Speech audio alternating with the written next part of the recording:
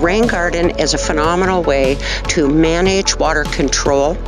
It is an alternative to direct dumping through rain drains. It also fosters a more healthy spatial environment for plants and provides a much greener and more sustainable opportunity to drain.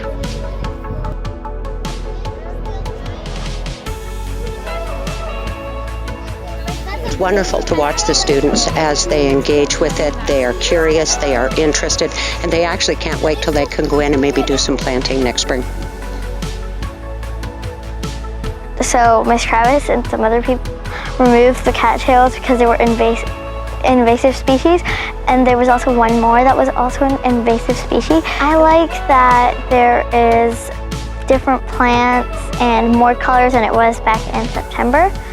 I like that we get to learn with it instead of sitting inside because everyone loves outside.